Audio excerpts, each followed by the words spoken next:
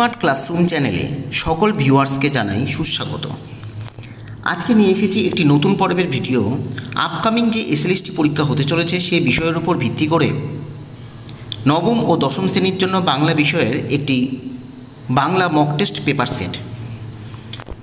15 নম্বর এই পেপার সেটে থাকছে অত্যন্ত কিছু গুরুত্বপূর্ণ প্রশ্ন উত্তর। নবম ও দশম শ্রেণী সাহিত্য সঞ্চয়ন, সাহিত্য সম্ভার, আধুনিক ও মধ্যযুগের সাহিত্যের ইতিহাস এবং অনুবাদ অনুষঙ্গ থেকে গুরুত্বপূর্ণ কিছু প্রশ্নোত্তর থাকছে আজকের এই প্র্যাকটিস পেপার সেটে।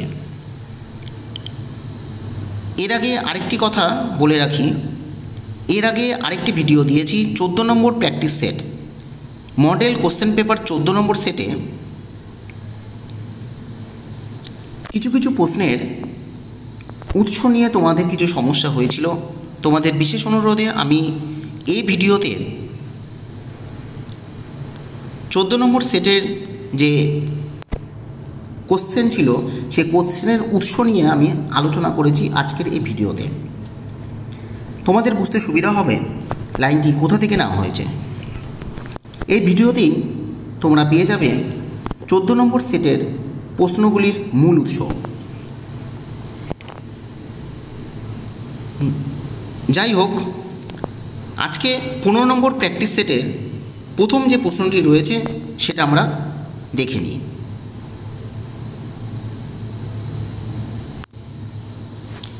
এক নম্বর কোশ্চেন রয়েছে, সভাকবি গল্পটির উৎস কী? এর জন্য তোমরা তিনটি অপশন স্ক্রিনে দেখতে পাচ্ছ। মেঘমল্লার, বি নম্বর আত্মঘাতী ডায়েরি, সি কাব্য সঞ্চয়ন।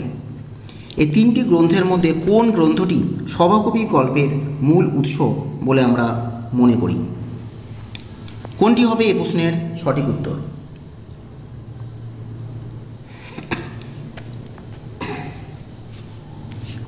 সভাকবি গল্পটির মূল উৎস সঠিক উত্তর হয়ে যাবে বি নম্বর অপশন আত্মঘাতী ডায়েরি। এই আত্মঘাতী ডায়েরি গ্রন্থটি সভাকবি গল্পের উৎস। এর পরবর্তী প্রশ্ন রয়েছে 2 নম্বর, আয় তোকে ঠেলে গয়লাপাড়া ঘুরিয়ে আনি। উল্লেখযোগ্য লাইনটি কাকে ঘুরিয়ে আনবে বলে বক্তা বলেছেন? টুনিদা, পটুকে না নিতাইকে? কোনটি হবে এই প্রশ্নের উত্তর? আয় তোকে ঠেলে গয়লাপাড়া ঘুরিয়ে আনি, কাকে ঘুরিয়ে আনবে? সঠিক উত্তর হয়ে যাচ্ছে 2 নম্বর অপশনের জন্য নিতাইকে, অর্থাৎ সি নম্বর হবে এই প্রশ্নের সঠিক উত্তর। আমরা জানি এই লাইনটি নেওয়া হয়েছে বিভূতিভূষণ বন্দ্যোপাধ্যায়ের লেখা ঠেলাগাড়ি গল্প থেকে। এর পরবর্তী প্রশ্ন রয়েছে 3 নম্বর, দ্বিজেন্দ্রলাল রায় রবীন্দ্রনাথ ঠাকুরকে নিচের কোন নাটকটি উৎসর্গ করেছিলেন? এ প্রায়শ্চিত্ত, বি বিরহ এবং সি রয়েছে কল্কি অবতার। এই তিনটি নাটকের মধ্যে কোন নাটকটি রবীন্দ্রনাথ ঠাকুরকে দ্বিজেন্দ্রলাল রায় উৎসর্গ করেছিলেন? কোনটি হবে এই প্রশ্নের সঠিক উত্তর?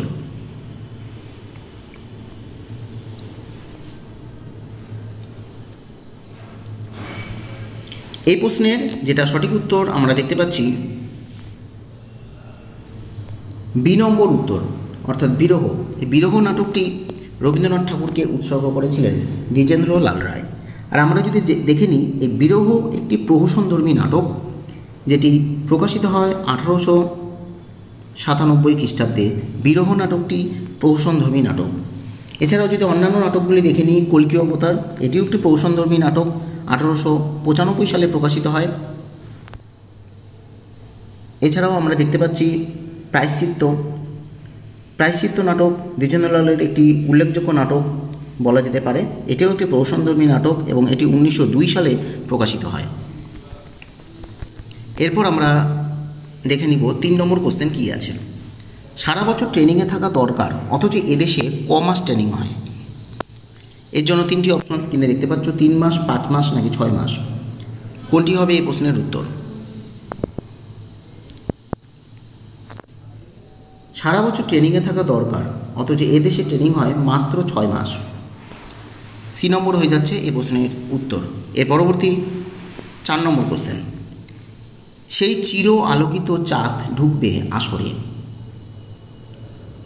সে চির আলোকিত চাঁদ ঢুকবে আসরে, এই লাইনটি এখানে বলা হচ্ছে। প্রশ্নটি চাঁদ কে ছিল? চন্দ্র, চাঁদ সদাগর না লক্ষিন্দর?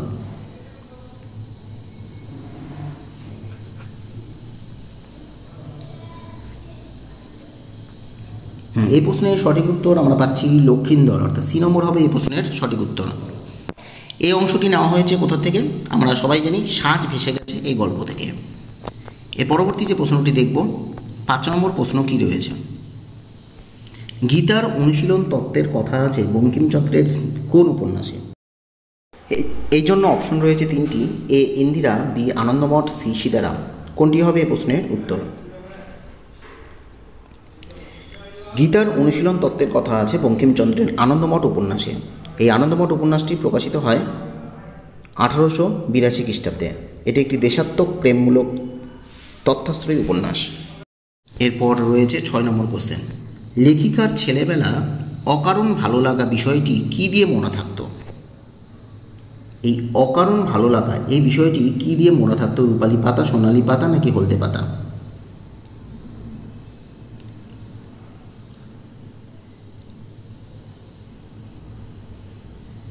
সঠিক উত্তর হয়ে যাচ্ছে বি নম্বর অপশন, সোনালী পাতা দিয়ে লেখিকার ছেলেবেলাটি ভালো লাগা জিনিসটি, অকারণ ভালো লাগা জিনিসটি মুড়ে থাকতো। আমরা জানি এই অংশটি নেওয়া হয়েছে আশাপূর্ণা দেবীর লেখা আমার ছোটবেলা গল্প থেকে। এর পরবর্তী যে প্রশ্নটি দেখব 7 নম্বর। অভাগিনী সুখের হাটটি ভগবান ভাঙ্গিয়া দিলেন, এই বাক্যটি কোন বাচ্যের উদাহরণ? কর্তৃবাচ্য, কর্মবাচ্য নাকি কর্মকর্তৃবাচ্য? কোনটি হবে এ প্রশ্নের উত্তর? এই প্রশ্নের যেটা সঠিক উত্তর হয়ে যাবে সি নম্বর অপশন, কর্মকর্তৃবাচ্য। কেন হলো সেটা আমরা দেখে নিই। এখানে আমরা দেখতে পাচ্ছি ভগবান হলো এখানে কর্তৃপদ এই বাক্যে, এবং হাট হলো কর্মপদ। সুতরাং বাক্যে এখানে কর্তৃপদের উল্লেখ নেই, ফলে হাট কর্মপদটি কর্তৃপদে জায়গা নিয়েছে। সেই কারণে হাট হলো এখানে কর্মকর্তৃপদ। সুতরাং এটি হলো কর্মকর্তৃবাচ্যের উদাহরণ। কিন্তু আরেকটি কথা বলে দিই, এ প্রশ্নের উত্তর অনেকেই হয়তো ধারণা হতে পারে কর্তৃবাচ্য হবে, কিন্তু স্বয়ং বামনদেব চক্রবর্তীর বইতে কর্মকর্তৃবাচ্য রয়েছে। সেই কারণে আমি এটি উত্তর কর্মকর্তৃবাচ্য নিচ্ছি। এর পরবর্তী কোশ্চেন রয়েছে 8 নম্বর। গুরু শিষ্যকে দিয়ে কাজ করালেন। গুরু শিষ্যকে দিয়ে কাজ করালেন, এখানে কাজ করালেন এই যে ক্রিয়াপদটি রয়েছে কোন প্রকার ক্রিয়া? মৌলিক ক্রিয়া, যৌগিক ক্রিয়া, প্রযোজক ক্রিয়া?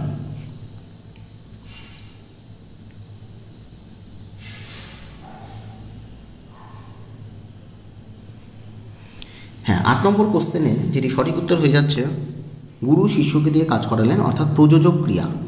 সি নম্বর হবে এই প্রশ্নের সঠিক উত্তর। আমরা জানি কাউকে দিয়ে কোনো কিছু করানো অর্থে প্রযোজক ক্রিয়া ব্যবহার করা হয়। করালেন অর্থাৎ আমরা সাধু ভাষায় বলবো করাইলেন, করা যোগ ইলেন, এরকমভাবে হবে করাইলেন, সেজন্য এটি প্রযোজক ক্রিয়া। এর পরবর্তী যে প্রশ্নটি রয়েছে 9 নম্বর, সেটা কি রয়েছে সেটা আমরা দেখে নিব। পান্না সবুজ কোন কর্মধারায় সমাসের উদাহরণ? রূপক কর্মধারায়, উপমিত কর্মধারায় নাকি উপমান কর্মধারায় সমাস? কোনটি হবে এই প্রশ্নের উত্তর?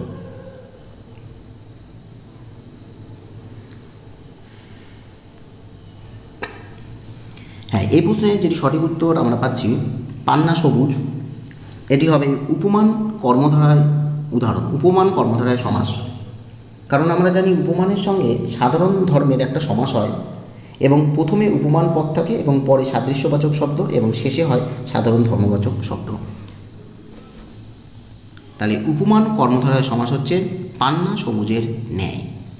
ব্যাস বাক্য করলে সেটি হচ্ছে। এরপর 10 নম্বর কোশ্চেন। জার্মান শব্দ গুটেন আরেন্ট এর অর্থ কী?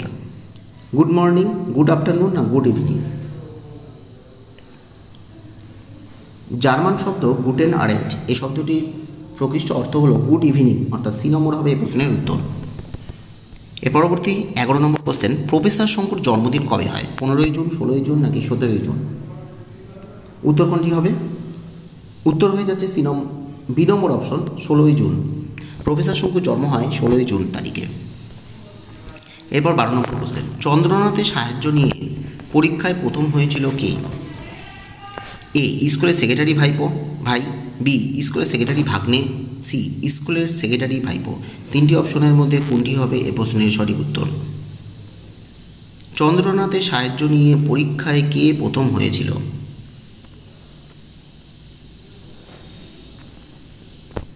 সঠিক উত্তর হয়ে যাচ্ছে, আমরা জানি স্কুলের সেক্রেটারির ভাইপো। সি নম্বর হবে এ প্রশ্নের সঠিক উত্তর। আমরা জানি এই লাইনটি নেওয়া হয়েছে তারাশঙ্কর বন্দ্যোপাধ্যায়ের লেখা চন্দ্রনাথ গল্প থেকে। এর পরবর্তী প্রশ্ন 13 নম্বর। বাঙালির কবি গাহিছে জগতে ড্যাশ গান, শূন্যস্থানে কোনটি সঠিক শব্দ বসবে? মহাপ্লাবন, মহাসম্মেলন আর মহামিলন। কোনটি হবে এই প্রশ্নের সঠিক উত্তর? বাঙালি কবি গাহিছে জগতে ড্যাশ গান।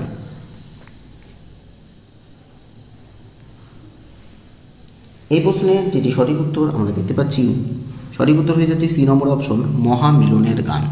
বাঙালি কবি গাহিছে জগতে মহামিলনের গান। এই লাইনটি নেওয়া হয়েছে সত্যেন্দ্রনাথ দত্তের লেখা আমরা কবিতা থেকে। এর পরবর্তী প্রশ্ন 14 নম্বর। ভাঙ্গার গান কবিতাটিতে মোট কটি পংক্তি আছে? স্ক্রিনে দেখতে পাচ্ছ তিনটি অপশন, 14টি, 15টি নাকি 16টি পংক্তি। ভাঙ্গার গান কবিতাটিতে মোট রয়েছে 16টি পংক্তি। সি নম্বর হবে এই প্রশ্নের উত্তর। এর পরবর্তী 15 নম্বর। স্বামীজি যাকে জো বলে ডাকতেন তিনি কে? মিস নোবেল, মিস ইটি স্টাডি, মিস জোসেফাইন ম্যাকলাউড। সঠিক উত্তর হয়ে যাচ্ছে এই প্রশ্নের জন্য মিস জোসেফাইন ম্যাকলাউড। ম্যাকলাউডকে স্বামীজি জো বলে ডাকতেন। এই অংশটি নেওয়া হয়েছে আমরা সবাই জানি স্বামী বিবেকানন্দের লেখা চিঠি প্রবন্ধ থেকে। এর পরবর্তী অংশ 16 নম্বর। নজরুল ইসলামের অগ্নিবীণা কাব্যটি উৎসর্গ করা হয় কাকে? এর জন্য স্ক্রিনে তোমরা তিনটি অপশন দেখতে পাচ্ছ। অপশনটি লেখা আছে এ নম্বরে শ্রীকুমার বন্দ্যোপাধ্যায়, বি নম্বরে বারীন্দ্র কুমার ঘোষ এবং সি নম্বরে Surendranath Maitra. A B C তিনটি অপশনের মধ্যে সঠিক উত্তর কোনটি হবে?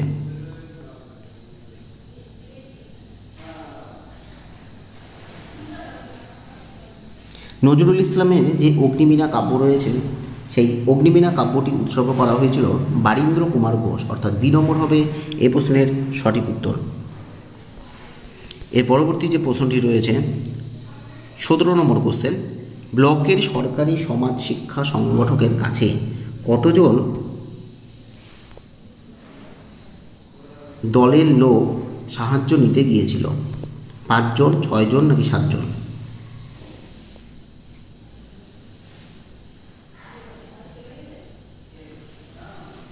ব্লকের সরকারি সমাজ শিক্ষা সংগঠকের কাছে মোট 6 জন লোক গিয়েছিল। এই 6 জন লোক কারা কারা? এই 6 জন লোক ছিল মৈলবাস, মতি চৌকিদার, ভাস্তুল্লাহ, অমূল্য বাউলি, আকাশ আলী এবং নারায়ণ তবলচি। এই 6 জন লোক ব্লকের সরকারি সমাজ সিংহাসন শিক্ষা সংগঠকের কাছে দলের এই 6 জন লোক গিয়েছিল।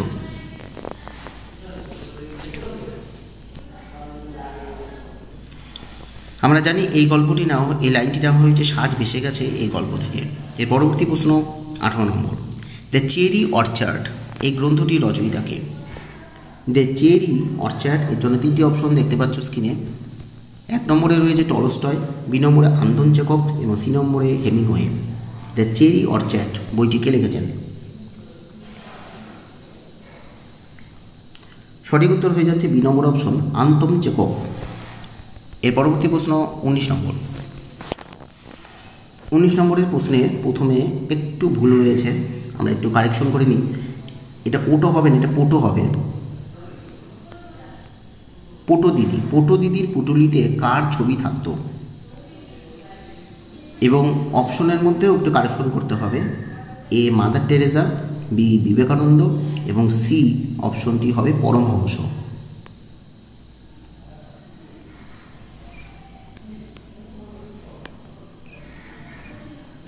তাহলে এই যে তিনটি অপশন মাদার টেরেসা, বিবেকানন্দ এবং পরমহংস, কোনটি হবে এই প্রশ্নের সঠিক উত্তর? পোটো দিদির পুটুলিতে থাকতো সি নম্বর অপশন পরমহংস। পরমহংস দেবীর ছবি থাকতো, পরমহংস দেব অর্থাৎ রামকৃষ্ণ ঠাকুর, তার ছবি থাকতো পোটো দিদির পুটুলিতে। সেটা আমরা গল্পে পাচ্ছি, পোটো দিদি গল্পে। এর পরবর্তী 20 নম্বর প্রশ্ন। আমার সোনার ক্ষেত শুষিছে কে আজন্মা প্রেত, রাজকর যোগানো কঠিন। উল্লেখযোগ্য মন্তব্যটি কার ছিল? এ সামন্ত জয়সেন, বি ধর্মপাল এবং সি আছে রত্নাকর শেঠ। এই তিনটি অপশনের মধ্যে সঠিক উত্তর তোমাদের কি মনে হচ্ছে, কি হবে এই প্রশ্নের উত্তর? আমার সোনার ক্ষেত সুসিচেকে আজন্মা প্রেত রাজকর জোগানো কঠিন, এই মন্তব্যটি কে করেছিল? হ্যাঁ, এই মন্তব্যটি করেছিল ২ নম্বর অপশন ধর্মপাল। ধর্মপাল এই কথাটি বলেছিল। এটা আমরা জানি রবীন্দ্রনাথ ঠাকুরের লেখা নগরলক্ষ্মী কবিতা থেকে এই লাইনটি নেওয়া হয়েছে। এর পরবর্তী প্রশ্ন ২১ নম্বর, নগরলক্ষ্মী কবিতাটি কবে রচিত হয়? ১৩০৫ বঙ্গাব্দে ২৭শে আশ্বিন, ১৩০৬ বঙ্গাব্দে ২৭শে আশ্বিন, ১৩০৬ বঙ্গাব্দে ২৬শে মাঘ। নগরলক্ষ্মী কবিতাটি কবে রচিত হয়? সঠিক উত্তর হয়ে যাচ্ছে ২ নম্বর অপশন ১৩০৬ বঙ্গাব্দে ২৭শে আশ্বিনে নগরলক্ষ্মী কবিতাটি রচিত হয়। এর পরবর্তী প্রশ্ন রয়েছে ২২ নম্বর, কাজলা দিদি কবিতায় দিদি শব্দটি কতবার ব্যবহার করা হয়েছে? ৬ বার, ৫ বার নাকি ৮ বার? কোনটি হবে এই প্রশ্নের উত্তর?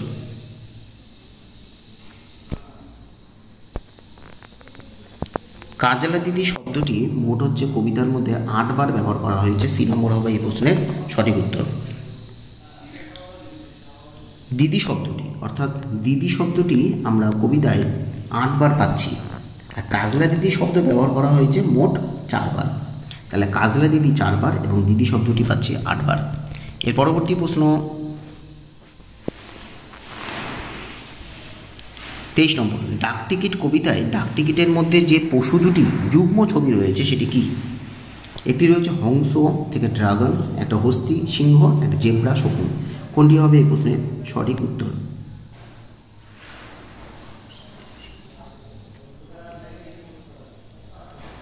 এই উত্তর হবে এই প্রশ্নের হস্তি এবং সিংহ। ২ নম্বর হবে এই প্রশ্নের সঠিক উত্তর। এটি ডাকটিকিট কবিতা থেকে নেওয়া হয়েছে, এটা আমরা বুঝতেই পারছি। এখানে হস্তি এবং সিংহ এই দুটি প্রাণীর যুগ্ম ছবি আমরা দেখতে পাবো। এর পরবর্তী প্রশ্ন ২৪ নম্বর, এখানে আকাশ নেই এই কবিতায় চঞ্চল আঙ্গুল শব্দবন্ধটি কার বিশেষণ হিসাবে ব্যবহার করা হচ্ছে? চঞ্চল আঙ্গুল, এ প্রভাত, বি রৌদ্রের, সি সায়নের। চঞ্চল আঙ্গুল এই শব্দবন্ধটি কার বিশেষণে ব্যবহার করা হচ্ছে? সঠিক উত্তর এই প্রশ্নে হয়ে যাচ্ছে ২ নম্বর অপশন রৌদ্রের।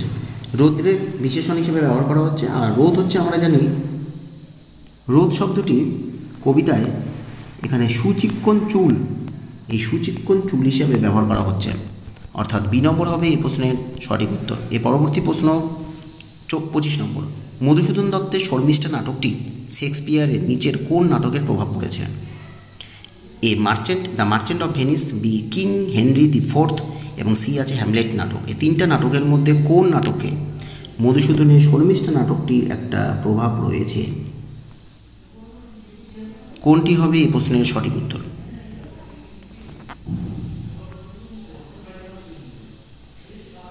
এই প্রশ্নের যেটি সঠিক উত্তর আমরা পাচ্ছি সি নম্বর অপশন হ্যামলেট। এই হ্যামলেট নাটকের প্রভাব আছে মধুসূদনের লেখা শর্মিষ্ঠা নাটকটিতে। এর পরবর্তী যে প্রশ্নটি রয়েছে সেটা আমরা দেখব।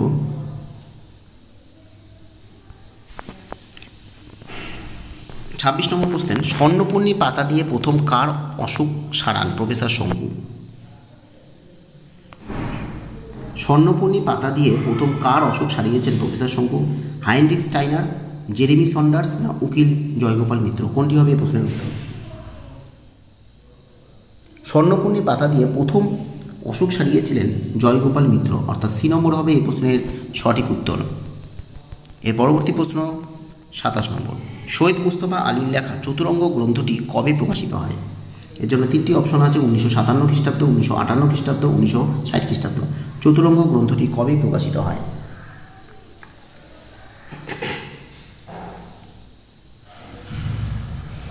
সৈয়দ মুস্তফা আলীর লেখা এই চতুরঙ্গ গ্রন্থটি প্রকাশিত হয় ১৯৬০ খ্রিস্টাব্দ। ১৯৬০ খ্রিস্টাব্দে এই চতুরঙ্গ গ্রন্থটি প্রকাশিত হয়। সি নম্বর হয়ে যাচ্ছে এই প্রশ্নের উত্তর। এর পরবর্তী প্রশ্ন রয়েছে ২৮ নম্বর, সর্বপ্রথম কৃত্তিবাসী রামায়ণ প্রথম মুদ্রিত হয় কবে? তিনটি অপশন দেখতে পাচ্ছ স্ক্রিনে, ১৮০১ থেকে ১৮০৩, ১৮০২ থেকে ১৮০৩, ১৮০০ থেকে ১৮০২। এ বি সি এই তিনটি অপশনের মধ্যে কোনটি হবে এই প্রশ্নের উত্তর?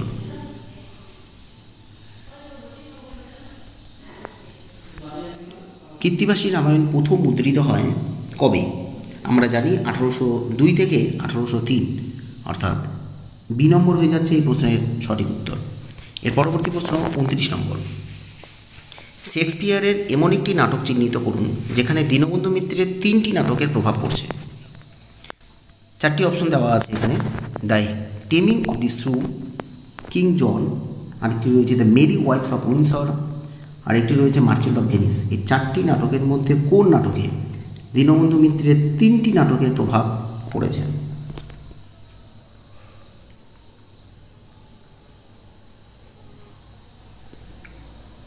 উনত্রিশ নম্বর প্রশ্নের যেটি সঠিক উত্তর আমরা দেখতে পাচ্ছি the Merry Wives of Windsor.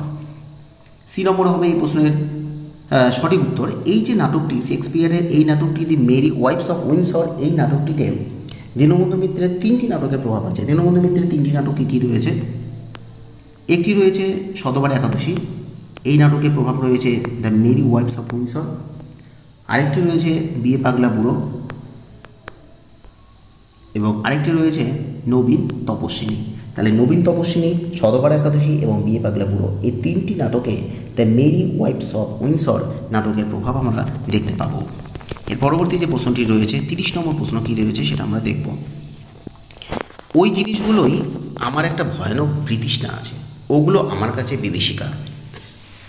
এই উল্লেখযোগ্য লাইনটিতে বক্তা কোন জিনিসের কথা বলেছেন? এ নম্বর আছে বাঁশের কঞ্চি কেটে তৈরি করা কলমের মুখ চিরে দেওয়া হতো কালি যাতে গড়িয়ে না পড়ে, এই জিনিসটি। বি নম্বরে রয়েছে ছেলেবেলায় জ্বর হলে মিছরি বেদানা ও কুইনাইন খেতে হতো, এই জিনিসটি। নাকি সি নম্বরে আছে উত্থাপিত প্রস্তাবে মনোযোগ দেওয়া যথেষ্ট কঠিন ছিল, এই বিভীষিকাময় বিষয়টি। তাহলে কোন জিনিসটি ভয়ানক বিতৃষ্ণা ছিল লেখকের?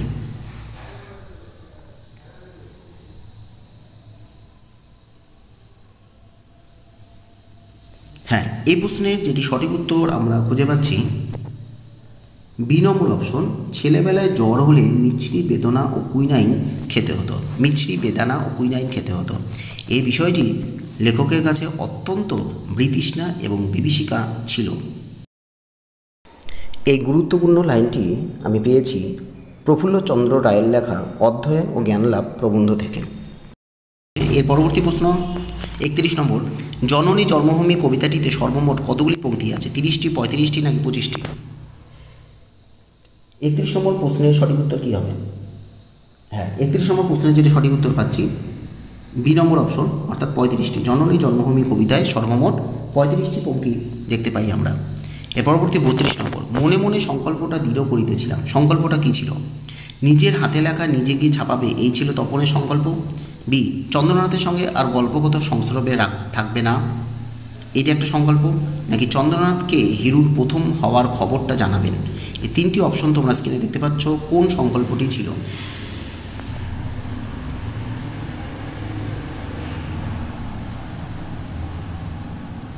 তাহলে এই প্রশ্নের উত্তর আমরা পেয়ে যাচ্ছি চন্দ্রনাথের সঙ্গে গল্পকথক আর সংস্রবে থাকবে না, এই বি নম্বর হবে এই প্রশ্নের সঠিক উত্তর। আমরা জানি এই লাইনটি নেওয়া হয়েছে চন্দ্রনাথ গল্প থেকে। এর পরবর্তী প্রশ্ন 33 নম্বর। 33 নম্বর প্রশ্নের প্রথম অংশটি একটু ভুল রয়েছে, বানানগত ভুল রয়েছে। এটা হবে পারিকুট দ্বীপ, পারিকুট দ্বীপ। এরপরে এখানে হবে ডাঙ্গা, একটু ভুল রয়েছে, একটু ঠিক করে নিতে হবে। পারিকুট দ্বীপ ডাঙ্গা থেকে কত দূরে অবস্থিত? 5 মাইল, 8 মাইল নাকি 6 মাইল? কোনটি হবে এই প্রশ্নের উত্তর? পারিকুট দ্বীপ ডাঙ্গা থেকে কত দূরে অবস্থিত? সঠিক উত্তর হয়ে যাচ্ছে বি নম্বর অপশন, 8 মাইল দূরে অবস্থিত। পারিকুট দ্বীপ ডাঙ্গা থেকে 8 মাইল দূরে অবস্থিত। এর পরবর্তী প্রশ্ন আরেকটি কথা, এই লাইনটি নেওয়া হয়েছে শহীদ মুস্তফা আলীর লেখা চিল্কা গল্প থেকে। এর পরবর্তী প্রশ্ন 34 নম্বর। যাক, শেষটুকু আর না বললেও চলবে, বুঝতে পেরেছি। বক্তা যা বুঝতে পেরেছেন সেটা হলো 2 বছরে শোভন উপলব্ধি করেছেন দুঃখ কষ্টের মধ্যে জীবন কাটানো সম্ভব নয়। বি, শোভনই হলো সোমেশ। সি, একমাত্র উত্তরাধিকারী হিসাবে শোভন জমিদারি সম্পত্তি রক্ষার জন্য বাড়ি ফিরে এসেছে। তাহলে এই তিনটি অপশনের মধ্যে কোনটি হবে এই প্রশ্নের সঠিক উত্তর? যা শেষটুকু আর না বললেও চলবে, বুঝতে পেরেছি। বক্তা কি বুঝতে পেরেছিলেন?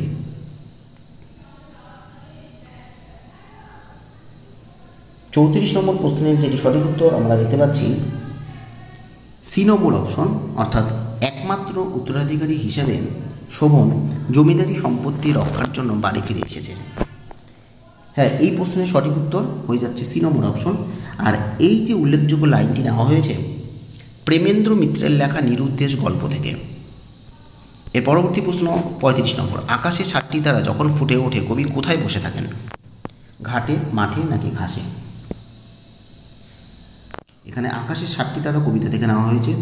এই প্রশ্নের সঠিক উত্তর হয়ে যাচ্ছে ঘাসে, অর্থাৎ সি নম্বর হবে এই প্রশ্নের সঠিক উত্তর। এর পরবর্তী 36 নম্বর, রবীন্দ্রনাথ ঠাকুরের বলাকা কাব্যটির পূর্ব নাম কী ছিল? আভাস, দামিনী নাকি ঝড়ের খেয়া? একটু কারেকশন করতে হবে, এটা হয়ে যাবে ঝড়ের খেয়া।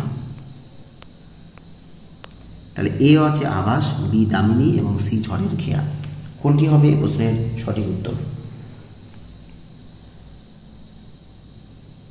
রবীন্দ্রনাথ ঠাকুরের বলাকা কাব্যটি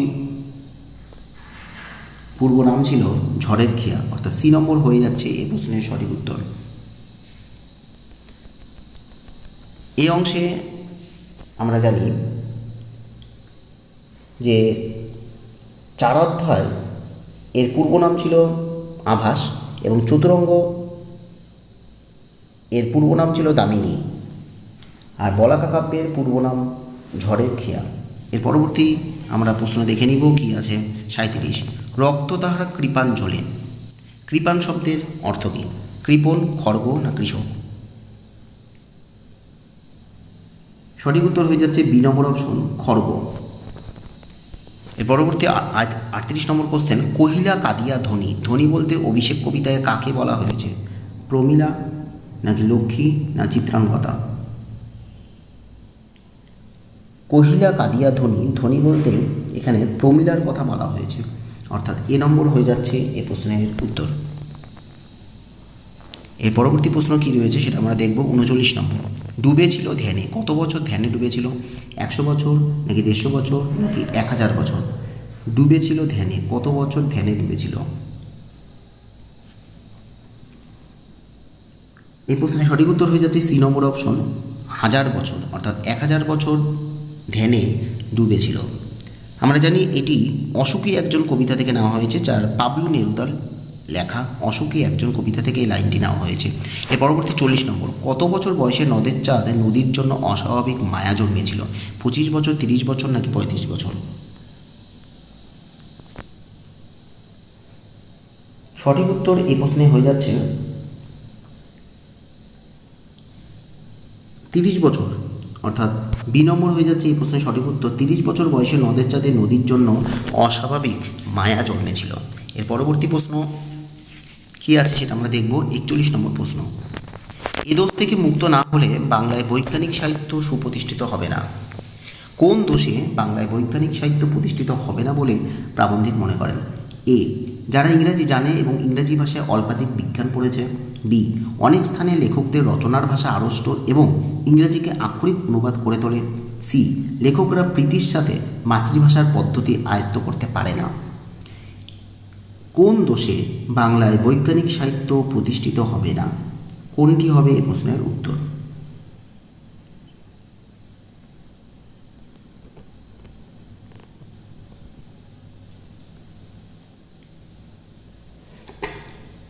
হ্যাঁ, 41 নম্বর প্রশ্নের যেটা সঠিক উত্তর আমরা পাচ্ছি বি নম্বর অপশন, অর্থাৎ অনেক স্থানে লেখকদের রচনার ভাষা হয় আড়ষ্ট এবং ইংরাজিকে আক্ষরিক অনুবাদ তারা করতে পারে না, এই জন্য বাংলায় বৈজ্ঞানিক সাহিত্য প্রতিষ্ঠিত হয় না, এ কথাটি প্রাবন্ধিক বলেছেন। এর পরবর্তী যে প্রশ্নটি রয়েছে 42 নম্বর, মানুষের দেহের জীবকোষগুলো। আরেকটি কথা, এই প্রশ্নের উৎসটা আমার বলা হয়নি। 41 নম্বর প্রশ্নের যেটি উৎস হবে বাংলা ভাষায় বিজ্ঞান এই প্রবন্ধ থেকে নেওয়া হয়েছে। এরপর 42 নম্বর, মানুষের দেহে জীবকোষগুলির পরিবর্তন কত বছর পর পর হয়? 6 বছর, 7 বছর নাকি 10 বছর? কোনটি হবে এই প্রশ্নের উত্তর? মানুষের দেহের জীবকোষগুলির পরিবর্তন হয় 7 বছর পর পর, অর্থাৎ বি নম্বর হয়ে যাচ্ছে এই প্রশ্নের সঠিক উত্তর। আমরা জানি এই অংশটি রবীন্দ্রনাথ ঠাকুরের লেখা মানুষের ধর্ম প্রবন্ধ থেকে নেওয়া হয়েছে। আর মানুষের ধর্ম প্রবন্ধটি প্রকাশিত হয় 1933 সালে রবি ঠাকুরের মানুষের ধর্ম প্রবন্ধ। এর পরবর্তী প্রশ্ন রয়েছে 43 নম্বর প্রশ্ন। বাসমতী উপাখ্যান এই আখ্যান রচনাটি কার ছিল? বুদ্ধদেব বসু, জীবনানন্দ দাশ নাকি বিষ্ণুদেব? কোনটি হবে প্রশ্নের উত্তর? বাসমতী উপাখ্যান এই আখ্যান রচনাটি ছিল জীবনানন্দ দাশ, অর্থাৎ বি নম্বর হয়ে যাচ্ছে এই প্রশ্নের সঠিক উত্তর। এর পরবর্তী প্রশ্ন 44। অমৃতের পরিবারে মোট কতজন সদস্য আমরা দেখেছি গল্পে? 3 জন সদস্য, 5 জন সদস্য নাকি 6 জন সদস্য ছিল? অমৃতের পরিবারে কতজন সদস্য?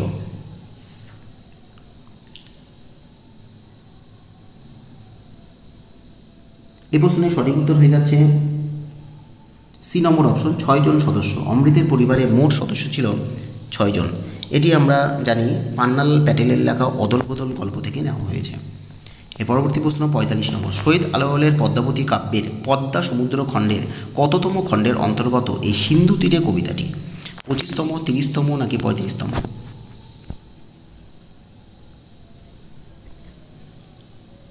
এই প্রশ্নের তাহলে সঠিক উত্তর আমরা কি দেখতে পাচ্ছি? পদ্মাবতী কাব্যের পদ্মা সমুদ্র খণ্ডের 35তম খণ্ডের অন্তর্গত, 35তম খণ্ডের অন্তর্গত। আর এই যে কবিতাটি ত্রিপদী ছন্দে রচনা করা হয়েছে। এর পরবর্তী প্রশ্ন আমরা দেখে নিব 46 নম্বর। তুমি আমার জীবনযাত্রায় একমাত্র অবলম্বন হইয়াছিলেন, এই আলোচ্য লাইনটির উৎস কোথায়? প্রভাবতী সম্ভাষণ, সিরাজদৌল্লা নাকি সাজ বেঁচে গেছে? কোনটি হবে এই প্রশ্নের সঠিক উত্তর? তুমি আমার জীবনযাত্রায় একমাত্র অবলম্বন হইয়াছিলে, আলোচ্য লাইনটির উৎস কী হবে? প্রভাবতী সম্ভাষণ, অর্থাৎ এ নম্বর হয়ে যাচ্ছে এই প্রশ্নের সঠিক উত্তর। এর পরবর্তী প্রশ্ন 47 নম্বর। নামটা রবীন্দ্রনাথের দেওয়াও হতে পারে, কিসের নামের কথা এখানে বলা হচ্ছে? লাইনটি ছিল নামটা রবীন্দ্রনাথের দেওয়াও হতে পারে, কিসের নাম? ফাউন্টেন পেন, ঝর্ণা পেন নাকি দোয়াত পেন, দোয়াত কলম? সঠিক উত্তর হয়ে যাচ্ছে বি নম্বর অপশন, ঝর্ণা কলম। ঝর্ণা কলমের কথা বলা হচ্ছে। আর এই অংশটি নেওয়া হয়েছে শ্রীপান্থের লেখা হারিয়ে যাওয়া কালী কলম প্রবন্ধ থেকে। 48 নম্বর কোশ্চেন কী আছে? ইস্ট ইন্ডিয়া কোম্পানি কবে রাজচন্দ্রকে রায় উপাধি দিয়েছিলেন? 1832, 1834 নাকি 1833? কোনটি হবে এ প্রশ্নের সঠিক উত্তর? সঠিক উত্তর হয়ে যাচ্ছে সি নম্বর অপশন, 1833। 1833 সালে ইস্ট ইন্ডিয়া কোম্পানি রাজচন্দ্রকে রায় উপাধি দিয়েছিলেন। 49 নম্বর কোশ্চেন। তখনই নতুন মেসোমশাই ছিলেন একজন ড্যাশ, শূন্যস্থানে কোনটি বসবে? গল্পকার, লেখক না সাংবাদিক? সঠিক উত্তর হয়ে যাচ্ছে বি নম্বর অপশন, লেখক। নতুন মেসোমশাই ছিলেন একজন লেখক, এটা আমরা জ্ঞানযোগ্য গল্প থেকে পাই। এর পরবর্তী প্রশ্ন 50 নম্বর। নীল জামা পরা 4 বছরের বয়সের ছোট ছেলেটি কে ছিল? হাপু, বিনু না শ্যামু? কোনটি হয়ে যাচ্ছে এই প্রশ্নের উত্তর? নীল জামা পরা 4 বছরের ছোট ছেলেটি ছিল হাপু, অর্থাৎ এ নম্বর হয়ে যাচ্ছে এই প্রশ্নের উত্তর। আমরা জানি এই অংশটি হাপুর কথা আমরা পাচ্ছি কোথায়? শীর্ষেন্দু মুখোপাধ্যায়ের লেখা আমাকে দেখুন গল্পে। এর পরবর্তী প্রশ্ন 51 নম্বর। নিচের কোনটি মূর্ধন্য ধ্বনি? ঝ, ইয় না ঠ?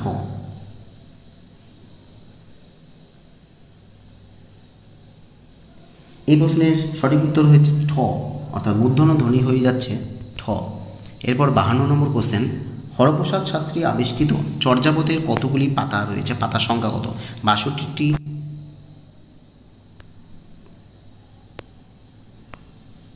64টি না 67টি? হরপ্রসাদ শাস্ত্রী আবিষ্কৃত চর্যাপদের পাতার সংখ্যা কতগুলি আছে? সঠিক উত্তর হয়ে যাচ্ছে বি নম্বর অপশন, 64টি। এর পরবর্তী প্রশ্ন 53 নম্বর। আর মায়াকান্না কাঁদিস না বাবু কোন শ্রেণীর কর্ম এটি? চিহ্নিত পদ রয়েছে মায়াকান্না। এই মায়াকান্না কোন শ্রেণীর কর্ম? অক্ষুণ্ণ কর্ম, উদ্দেশ্য কর্ম, সমধাতুজ কর্ম?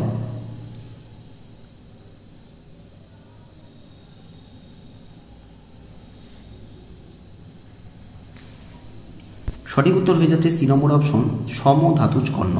সমধাতুজ কর্ম হলো মায়াকান্না। এর পরবর্তী যে প্রশ্নটি রয়েছে সেটা আমরা দেখে নিব। 54 নম্বর কোশ্চেন রয়েছে, দ্বীপ কোন শ্রেণীর তৎপুরুষ সমাস? সম্বন্ধ তৎপুরুষ, উপপদ তৎপুরুষ নাকি নামবাচক তৎপুরুষ?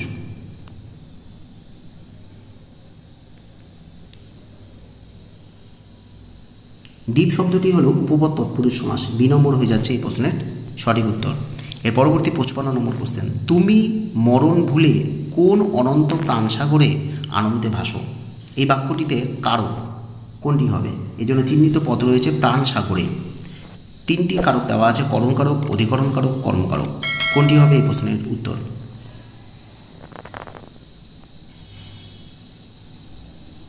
তুমি মরণ ভুলে কোন অনন্ত প্রাণসাগরে আনন্দে ভাসো?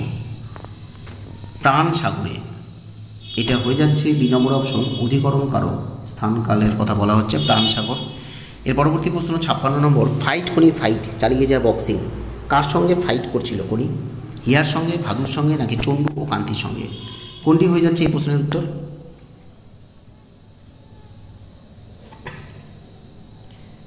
56 নম্বর কোশ্চেনের যেটি সঠিক উত্তর আমরা পাচ্ছি বি নম্বর অপশন, ভাদুর সঙ্গে। কোনি ভাদুর সঙ্গে ফাইট করছিল। ফাইট কোনি ফাইট চালিয়ে যা বক্সিং কার সঙ্গে ফাইট করছিল কোনি? ভাদুর সঙ্গে। এর পরবর্তী প্রশ্ন 57 নম্বর, পরাকাষ্ঠা। পরাকাষ্ঠা শব্দটিতে উপসর্গ রয়েছে, কোন ধরনের উপসর্গ আছে? বিদেশি উপসর্গ নাকি সংস্কৃত উপসর্গ নাকি বাংলা উপসর্গ? পরাকাষ্ঠা শব্দটিতে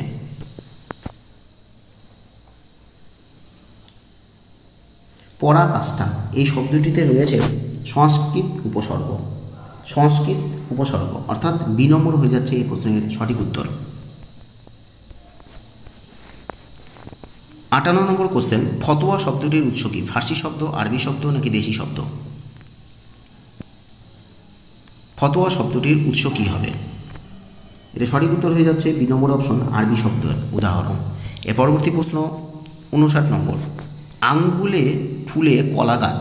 আঙ্গুল ফুলে কলা গাছ প্রবাদ বাক্যটির প্রকৃত অর্থ কী? হঠাৎ বিপদের সম্মুখীন হওয়া, হঠাৎ অবস্থার অবনতি, হঠাৎ অবস্থার উন্নতি। কোনটি হবে এই প্রশ্নের উত্তর? আঙ্গুল ফুলে কলা গাছ।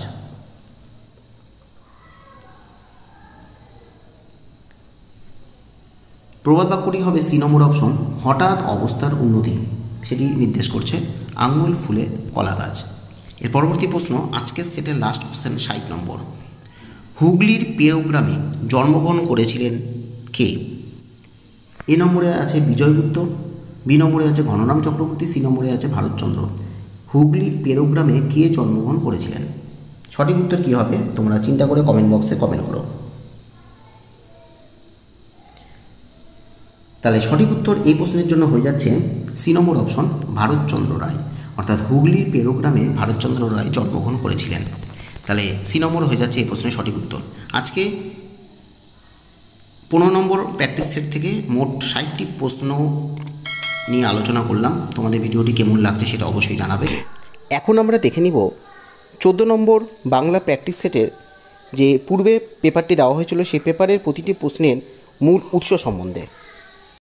হ্যালো বন্ধুরা, গতকাল যে বাংলা 14 নম্বর প্র্যাকটিস সেট পেপার নিয়ে এসেছিলাম, সেই 14 নম্বর প্র্যাকটিস পেপার সেটে কিছু কিছু লাইন বা উদ্ধৃতিটি তোমরা উৎস সম্বন্ধে অনুধাবন করতে পারছিলে না।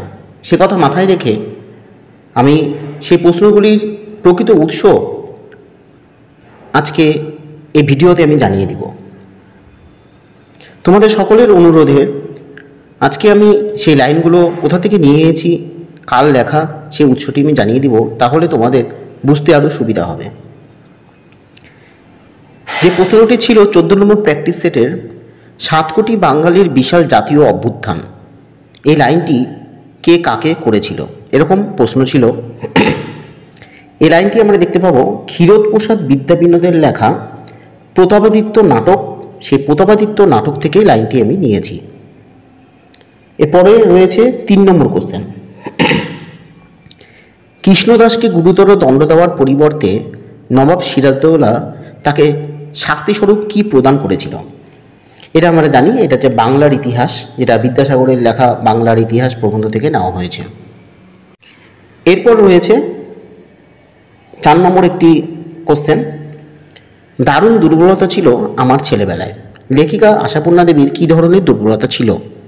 এই উল্লেখযোগ্য লাইনটি নেওয়া হয়েছে আমার ছোটবেলা, আশাপূর্ণা দেবীর লেখা আমার ছোটবেলা প্রবন্ধ থেকে। এর পরবর্তী যে প্রশ্নটি নিয়ে সমস্যা ছিল উৎস সম্পর্কে, ধান গাছের ফাঁকে ফাঁকে উপুর হয়ে পড়ে থাকা শামুকগুলি, শামুকের প্রতীকে কবি এখানে কাদের কথা ইঙ্গিত করেছেন? অর্থাৎ ধান গাছের ফাঁকে ফাঁকে উপুর হয়ে পড়ে থাকা শামুকগুলি, এই লাইনটি নেওয়া হয়েছে অনুপমা বাসমতির লেখা শামুক কবিতা থেকে। এর পরবর্তী যে লাইনটি আমরা পাচ্ছি 6 নম্বর কোশ্চেন রয়েছে, নিহাত বানানো গল্প নয়, এখানে কোন গল্পের কথা বলা হয়েছে এরকম প্রশ্ন ছিল। এই লাইনটি আমরা দেখতে পাবো আমার ছোটবেলা, এই গল্পে আমরা দেখতে পাবো, যার লেখা আমরা জানি আশাপূর্ণা দেবীর লেখা। আমার ছোটবেলার গল্পে আমরা এরকম একটা লাইন পাবো, নেহাত বানানো গল্প নয়। এর পরবর্তী যে প্রশ্নটি নিয়ে সমস্যা বা উৎস সম্পর্কে সমস্যা ছিল 7 নম্বর কোশ্চেন, এই পরিবর্তনটি যদি আমার চোখের সামনে ঘটতো কোন পরিবর্তনের কথা বলা হয়েছে এরকম প্রশ্ন ছিল। এই লাইনটি নেওয়া হয়েছে চিল্কা গল্প থেকে, যেটি শহীদ মুস্তফা আলীর লেখা চিল্কা গল্প থেকে নেওয়া হয়েছে এই লাইনটি। এরপরের যেটি আরেকটি প্রশ্ন 8 নম্বর, জীবন মৃত্যুর মুখোমুখি দাঁড়িয়ে এই স্বার্থত্যাগ এই বয়সে কয়টা লোক করিয়াছে? এখানে লোক বলতে কার কথা বলা হয়েছে এরকম প্রশ্ন ছিল 8 নম্বরে। এই লাইনটি নেওয়া হয়েছে ইন্দ্রনাথ ও শ্রীকান্ত গল্প থেকে। এর পরবর্তী রয়েছে 10 নম্বর একটি কোশ্চেন, প্রকৃত জ্ঞানার্জন কিভাবে হয়? পাঠ্যাংশে প্রফুল্লচন্দ্র রায় কি উল্লেখ করেছেন? অর্থাৎ প্রকৃত জ্ঞানার্জন এরকম লাইন আমরা পাবো প্রফুল্লচন্দ্র রায়ের লেখা অধ্যয়ন ও জ্ঞান লাভ প্রবন্ধ থেকে। এর পরবর্তী আমি চলে যাচ্ছি, এর পরবর্তী রয়েছে 28 নম্বর একটি কোশ্চেন রয়েছে, যার দাম সংসারের সমস্ত ঐশ্বর্যের চাইতে বেশি কিসের দামের কথা বলা হয়েছে? এই লাইনটি নেওয়া হয়েছে দাম গল্প থেকে। এরপরে রয়েছে 33 নম্বর একটি কোশ্চেন, কাজল রেখা এ কাজ নিতে তার বর্ণনা আছে, এ কাহিনীতে কোন ধরনের চালের বর্ণনা আছে এরকম প্রশ্ন ছিল 14 নম্বর সেটে। তো এই 33 নম্বর প্রশ্নের যে লাইনটি নেওয়া হয়েছে সেটি সুবোধ ঘোষের লেখা আলপনা গল্প থেকে। এরপরে চলে আসছি 34 নম্বর কোশ্চেন, এই মত মহাভারতে স্বীকার করা হয়েছে, কোন মতের কথা বলা হয়েছে এরকম প্রশ্ন ছিল। আমরা জানি এই লাইনটি নেওয়া হয়েছে ভারতবাসীর আহার এই গল্প থেকে। এরপর আরেকটি প্রশ্ন রয়েছে 41 নম্বর, অর্থকে খোলামখুচির মতন দু হাতে ছড়ানো ছিল তার শখ, এখানে কার কথা বলা হয়েছে এরকম প্রশ্ন ছিল। এই লাইনটি নেওয়া হয়েছিল আন্তন চেকোফের লেখা বাজি গল্প থেকে। এর পরবর্তী যেটি লাইন রয়েছে 43 নম্বর কোশ্চেন, বাংলায় আমি এখন আগুন জ্বালাইব, যাহা গঙ্গার সমস্ত জল দিয়েও নিভানো যাবে না, বাংলায় তর্জমাকৃত ইংরেজিতে লেখা এই অংশের লেখক কে ছিলেন এরকম প্রশ্ন ছিল।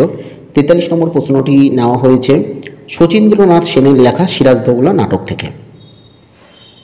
এর পরবর্তী রয়েছে আরেকটি প্রশ্ন যেটা আমি পাচ্ছি 44 নম্বর কোশ্চেন, জল ছাড়াও দুটি দৃশ্য ছাড়া দেখবার আর কিছু নেই, প্রথমটি কি ছিল?